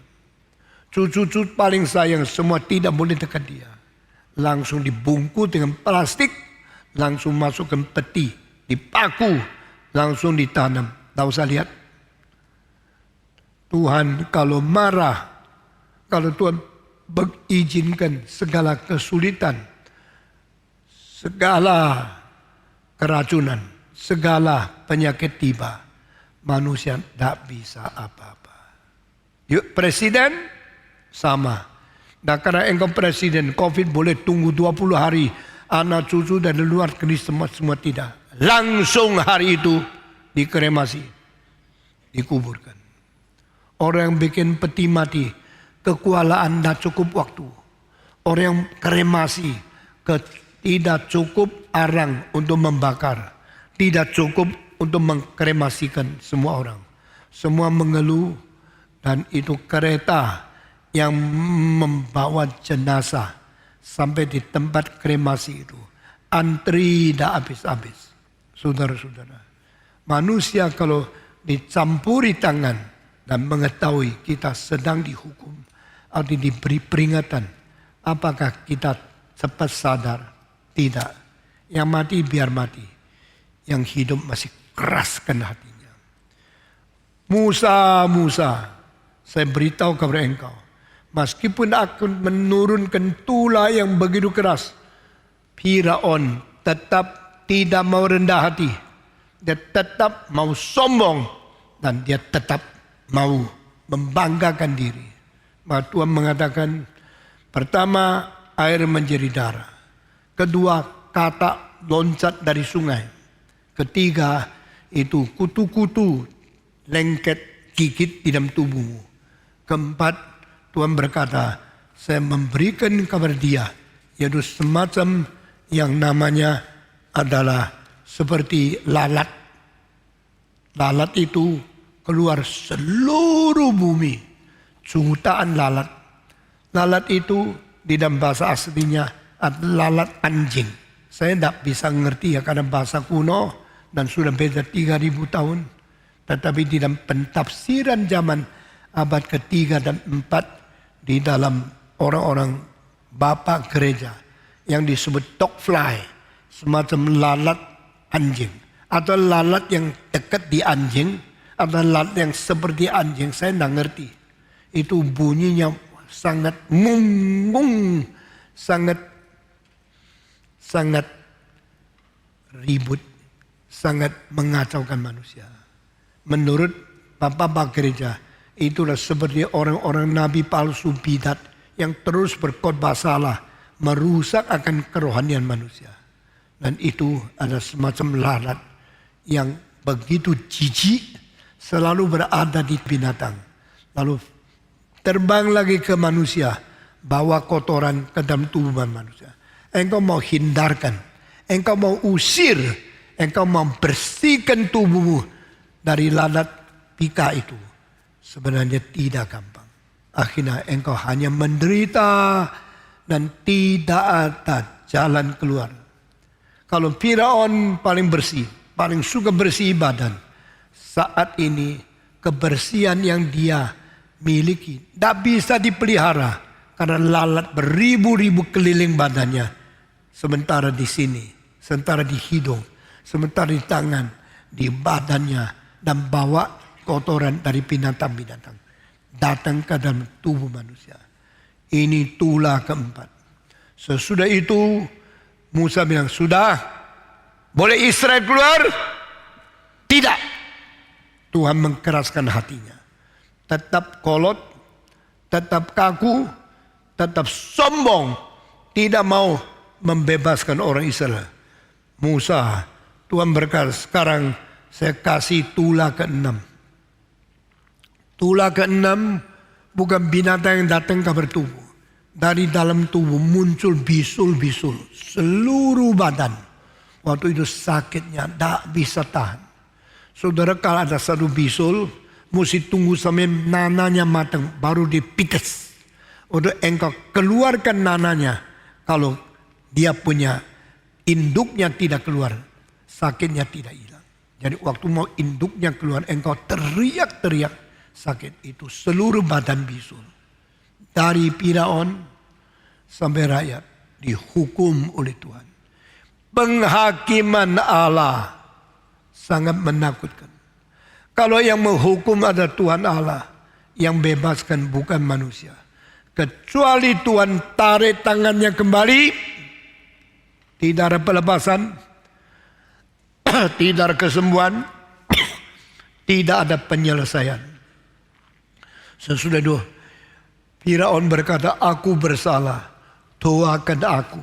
Saudara-saudara, di dalam ayat-ayat daripada 10 tulah ini, berapa kali Firaun mulai sadar dia bersalah. Sudah bersalah, minta Musa, tolong doakan saya. Musa begitu mendoakan syafaat, kasihanlah kau orang Israel, tarilah kembali hukumanmu. Tuhan begitu tarik kembali, sudah lepas dari penyakit, Firaun menjadi sombong lagi, menjadi keras lagi, menjadi orang yang tidak mempunyai peri kemanusiaan. Tidak boleh Israel keluar. Begitu Tuhan pikir, Musa diam saja, biar dia sombong. Saya turunkan tulah yang ke-7. Tulah yang ke-6 bisul yang menakutkan. Tulah yang ke-7 adalah apakah? Sekarang adalah semua yang ada di Israel akan mendapatkan hujan es batu. Nah, saudara di Jakarta tidak pernah tahu es batu itu apa. Sampai di tempat seperti Taiwan pun hampir tidak ada es batu. Tapi saya waktu umur 5, saya di Tiongkok di kota Xiamen. Satu hari mendadak saya kepala dipukul oleh batu. Waduh sakit sekali. Waktu saya lihat tidak ada batunya. Yang tulis es batu sebesar kayak gini. Coba lihat. Kalau batu sebesar ini dilempar ke kepalamu. Itu rasa bagaimana? Es batu turun di seluruh Mesir. Semua orang luka karena terpukul. Bukan batu daripada tanah. Es batu, es yang tadinya air. Kalau turun hujan, yang paling banyak bersihin. Tapi kalau menjadi es batu turun, engkau sini sakit, situ sakit. Seluruh badan kepukul. Itu penyakit yang luar biasa. Ini adalah sesuatu hukuman yang ke-7. Saudara, setelah selesai ini masih ada lagi hukuman yang ke-8. Saya lupa. Hukuman ke-5 ada kematian semua binatang. Unta, kuda, kambing, sapi. Itu mereka sangat perlu. Kalau tidak ada sapi yang menghela batu, tidak ada batu 2000 yang bisa dipindahkan ke tempat bikin piramid. Mesir adalah negara yang bikin bangunan terbesar di dunia. Memakai batu raksasa yang terbanyak di dunia. Dan batunya yang dipakai di Mesir paling ringan 2000 kilo satu biji. Seperti marmer yang 2000 kilo. Bagaimana menggoyangkan? Bagaimana jalankan? Mesti bawanya licin. Bagaimana ada tanah yang licin? Kecuali kasih es supaya bisa gerak. Atau ditarik dengan kuda, dengan sapi. Ribuan, ratusan sapi bersama-sama berjalan di depan. Diikat daripada tali satu ke satu ke satu ke satu. 50 sapi berjalan di atas pasir. Baru di belakangnya batu 2000 bisa gerak. Tuhan bilang, Musa, tulah ke-5 matikan binatang mereka. Untuk binatang-binatang itu mati satu persatu. Unta tergeletak, sapi berbaring, kuda mati di jalan. Semua kambing tidak bisa ikut lagi bantu. Semua binatang mati. Coba tanya, mayatnya berapa besar? Satu manusia mati. Keluarganya kalang kabut. Mau dibuang di laut, tidak tega. Mau dipotong, ditanam, tidak tega. Mau diapain? Mau dikuburkan, perlu peti. Jikalau rumahmu ada manusia yang kau cintai, yang hidup bersama berpuluh-puluh tahun, orang tua, anak, famili, saudara yang mati, engkau susah payah menghadapi mayat. Tetapi kuda berapa kali lebih besar dari manusia. Sapi berapa kali lebih besar. Gajah berapa puluh kali lebih besar dari manusia. Binatang-binatang di seluruh Mesir semua mati. Bagaimana kuburnya? Kalau sudah 2 hari tidak kubur, pecah perutnya. Lalu semua dagingnya sudah busuk, baunya keluar dari mayat itu. Siapa bisa tanggung? Siapa bisa selesaikan? Ini betul-betul menakutkan. Dan inilah hukuman ke-5, ke-6, ke-7, sampai hukuman ke-4, ke-8. Tuhan berkata, Musa, bicaralah kepada Firaun. Saya akan kirim belalang untuk menghabisin pohon. Seluruh Mesir tidak ada warna hijau. Rumput dihabisin, pohon dihabisin. Daunnya dimakan sampai kering. Dan tumbuh-tumbuhan, padi semua dihancurin. Sampai semua gundul, semua itu tumbuh-tumbuhan. Hanya menjadi batang, menjadi kosong. Saudara-saudara pernah lihat apa artinya belalang kalau datang? Belalang paling tidak egois. Belalang kalau datang bukan satu keluarga datang. Satu bangsa datang. Satu kelompok yang mungkin 3 juta datang sekaligus. Waktu belalang melewati, misalnya di Kemayoran. Orang di Kemayoran tidak bisa lihat matahari. Karena padatnya. Di dalam 1 kilometer. Semua belalang. Mungkin 30 juta belalang yang pada terbang bersama-sama. Mereka loncatnya bisa 15 kali lebih panjang dari badannya.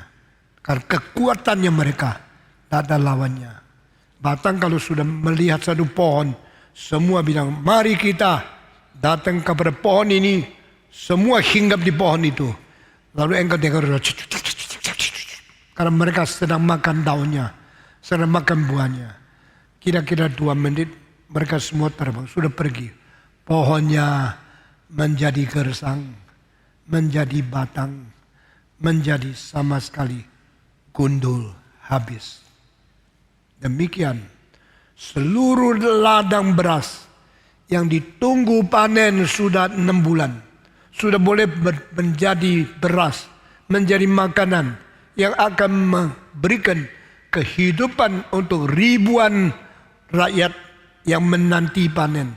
Di dalam 2 menit setelah belatang naik, lalu belatang keluar, terbang, habis.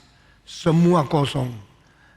Petani nangis karena yang mereka kerjakan selama setengah tahun menanam, menunggu hujan, menunggu tumbuh-tumbuh dari makanan, daripada beras, daripada semua itu hasil bumi.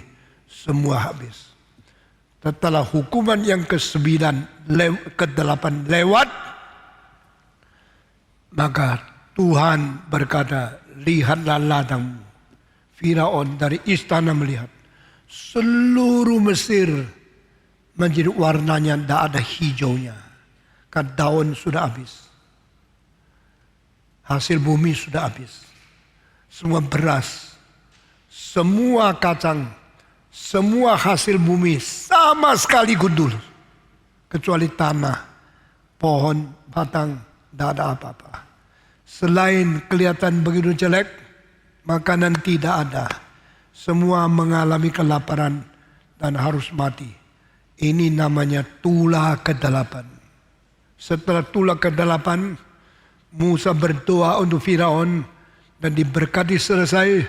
Firaun mengatakan, kalau begini tidak usah tunggu. Yang di gudang dipakai, kita masih bisa hidup. Jangan membiarkan Israel keluar. Kalau engkau mau keluar, keluar sendiri. Anakmu jangan dibawa, hewanmu jangan dibawa. Karena kami Mesir masih perlu hewan-hewan itu. Ini seperti setan berkata, engkau mau ke gereja, silakan. Anakmu tidak boleh pergi. Uangmu tidak boleh pergi. Hartamu tidak boleh pergi. Ini menghabisin kekristenan. Malah biar orang tua pergi berbakti sendiri. Berapa banyak majelis anaknya tidak kebaktian. Berapa banyak orang Kristen anak cucunya berkeliaran. Hari Minggu engkau di gereja, dia main sepeda motor keliling sini keliling sana. Mereka tidak datang ke Tuhan. Persis seperti apa yang dikatakan oleh Firaun. Engkau boleh pergi, yang lain tidak usah. Anakmu tidak usah. Kudamu, kambingmu, sapimu tidak usah. Biar mereka tetap di Mesir. Karena saya mau pakai mereka. Ajaran Alkitab begitu ajaib. Memberikan kepada kita sindiran-sindiran. Memberikan kepada kiasan-kiasan. Arti-arti daripada cara setan bekerja mempertahankan kita punya rumah. Kita punya rumah tangga, kita punya anak-anak, kita punya pemuda. Supaya jangan ikut ke gereja. Jangan ikut berbakti kepada Tuhan. Biar mereka mati di dalam cengkeraman iblis. Itulah sebab Tuhan mengatakan, jangan kira Firaun akan membiarkan engkau pergi. Dia akan keraskan hati. Dia akan tetap mempertahankan kekakuan, kekolotan dia. Sekarang Tuhan berkata, Musa, kalau dia tidak mau bertobat.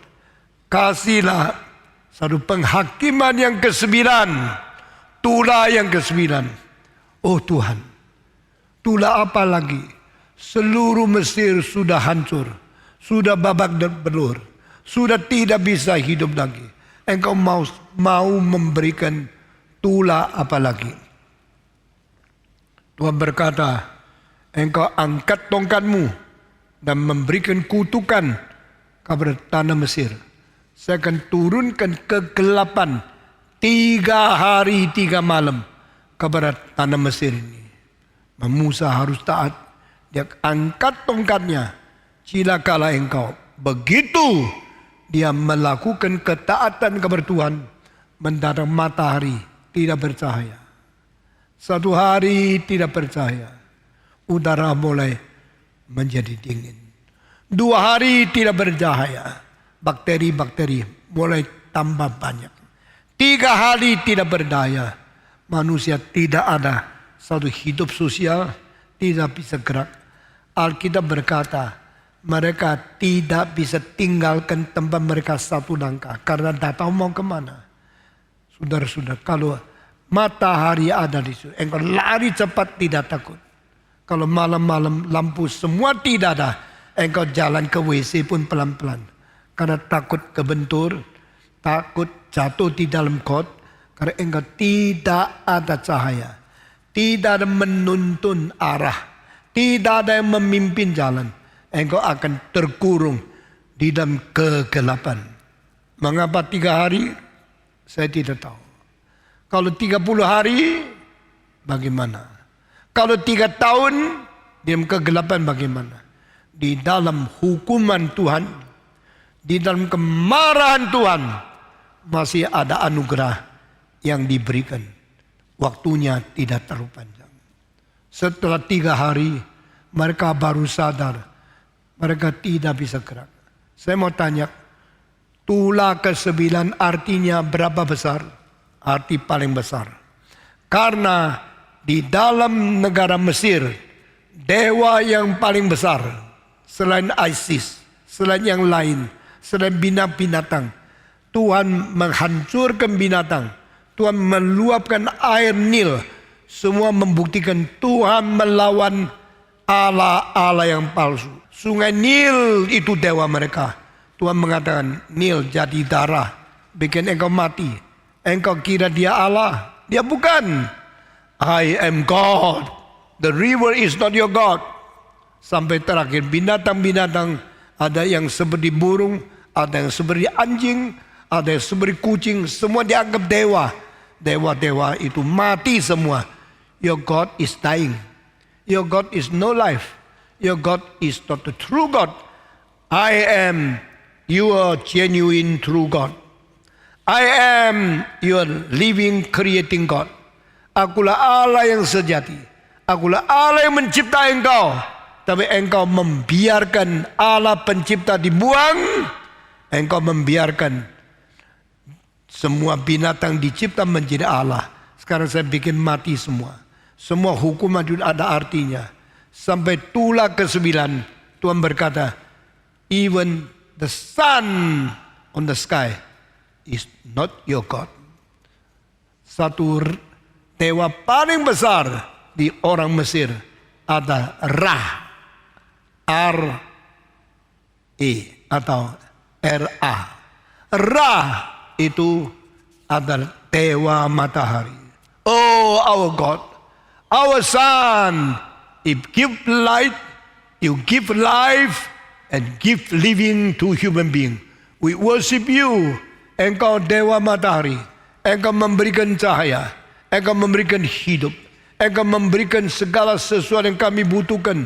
Karena terang yang keluar dari engkau. Matahari dewa kami.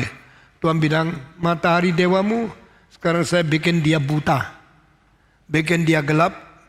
Bikin dia tidak bercahaya. Di mana dewamu? Semua tulah, semua hukum dari Tuhan adalah penghakiman untuk menghajar orang Mesir yang melawan Tuhan. You kira saya ini dianggap remeh? You kira yang kuciptakan dijadikan dewa, saya menghentikan kuasa matahari, kuasa makhluk, kuasa sapi, kuasa burung, kuasa binatang-binatang. Karena mereka bukan Allah. Akulah Allah yang sejati. Setelah 3 hari tidak percaya, Israel mulai takut. Nah mereka mengetahui jangan bersalah kepada Tuhannya orang Yahudi. Jangan melawan Tuhan dari orang Israel. Karena itulah Allah yang sejati. Sesudah begini, 3 hari selesai, matahari tetap bersinar. Nah, ini membuktikan kita masih ada matahari. Tidak usah takut Tuhan. Apa itu Yehova? Apa itu Tuhan dari orang Israel? Mari kita jangan takut. Sesudah itu Tuhan berkata Musa, lihat, Firaun tetap keras hati. Saya akan memberikan tulah ke-10. Sekarang berbicara sama dia. Tuhan akan mengambil jiwa anakmu, anak yang sulung. Minggu depan kita berbicara khusus tentang tulah ke-10 yang mentaklukkan raja yang paling kaku, Firaun. Harus turut perintah Tuhan. Dan Tuhan memberkati kita. Saya bicara khotbah semua ini untuk membangkitkan perasaan takut dan perasaan hormat kepada Tuhan. Jangan main-main. Kita orang Kristen, khususnya anggota Gereja Reform Injili Indonesia, mari kita penuh gentar, penuh hormat, berbakti kepada Tuhan kita. Mari kita berdoa. Bapa di dalam kerajaan surga, kami bersyukur diberinya kitab suci. Diberikannya semua catatan mengenai kuasa ilahi dan kedahsyatan, kedaulatan dari Tuhan Allah yang mengatur dan memerintah seluruh dunia. Biar Engkau terus membangkitkan perasaan takut kepada Tuhan, perasaan taat kepada pimpinan Tuhan, dan perasaan hormat kepada Sang berkedaulatan kekal di surga. Dengar doa kami supaya kami hidup sebagai manusia, bagaimana beriman, bagaimana beribadah, bagaimana hidup takut dan taati firman Tuhan. Jadikan kami manusia yang selalu mendengar firman Tuhan, selalu hidup berbakti kepada Tuhan. Dalam nama Yesus Kristus, penebus dan juru selamat kami yang hidup, kami sudah berdoa. Amin.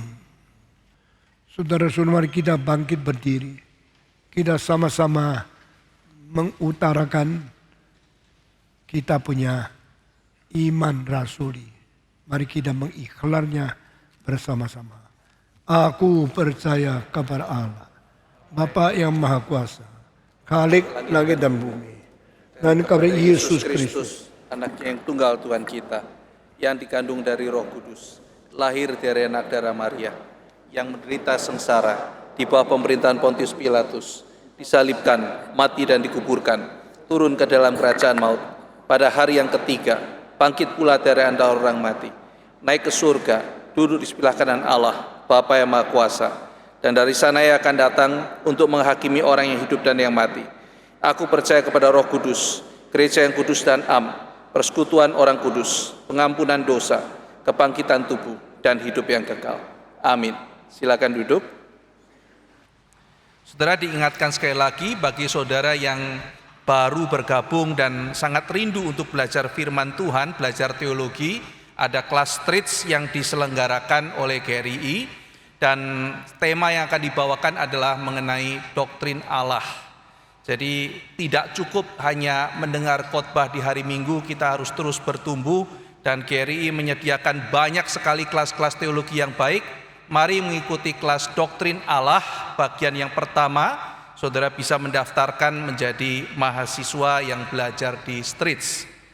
Lalu selain itu mengingatkan juga akan ada baptisan anak bagi orang tua yang sudah berencana untuk membaptiskan anaknya, bisa mendaftarkan dan mengikuti pembinaan pembinaan ini saudara akan diajarkan mengapa kita sebagai orang reform kita membaptiskan anak dan apa yang harus kita lakukan setelah kita membaptiskan anak. Pembinaan orang tua ini akan dilakukan melalui Zoom 6 November 2021 pukul 13. Jadi jangan sampai terlewat sehingga bisa mengikuti pelayanan baptisan sakramen baptisan anak di dalam bulan November ini. Baik, kita akan kembali melanjutkan pujian kita. Kita akan menyanyikan lagu nomor 4 dan kita akan memberikan persembahan.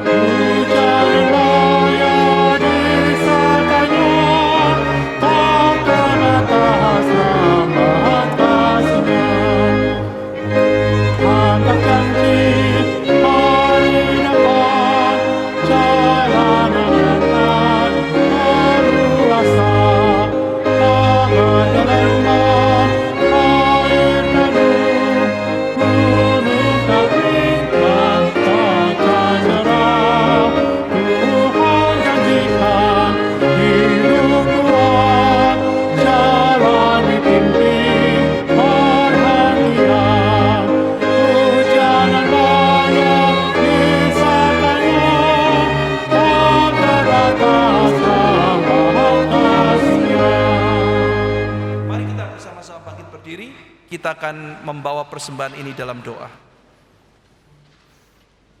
Bapa di surga, kami mengucap syukur untuk firman yang boleh kami dengar pada pagi hari ini. Kami mengucap syukur untuk kehidupan dan berkat yang Tuhan berikan kepada kami.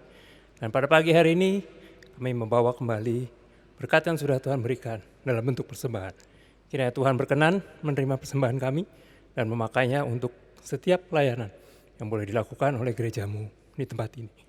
Kiranya Tuhan memberkati dan kiranya Tuhan terus pakai juga hidup kami untuk menjadi berkat bagi banyak orang. Di dalam nama Tuhan Yesus kami berdoa. Amin. Amin. Mari kita menaikkan doksologi dan menerima berkat.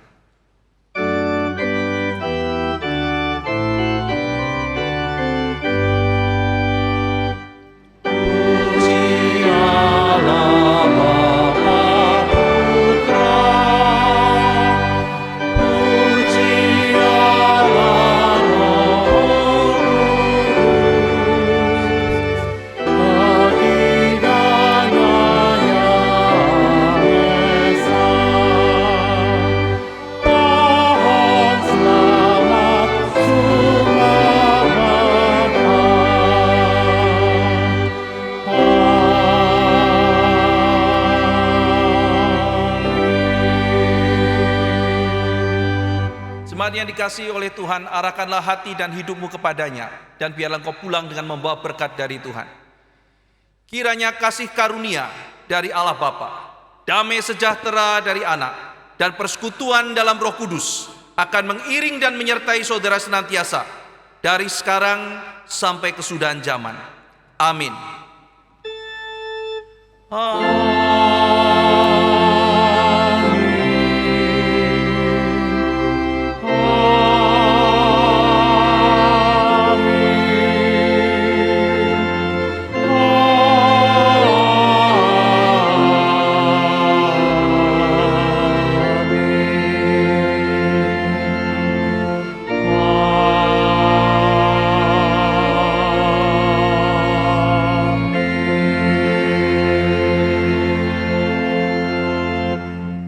persilakan duduk. Waktu teduh dan ibadah selesai. Tuhan memberkati. Persilakan untuk jemaat yang dekat dengan pintu keluar untuk terlebih dahulu bisa keluar, dan harap boleh bersabar supaya tidak terjadi kerumunan di pintu-pintu keluar. Terima kasih, Tuhan memberkati.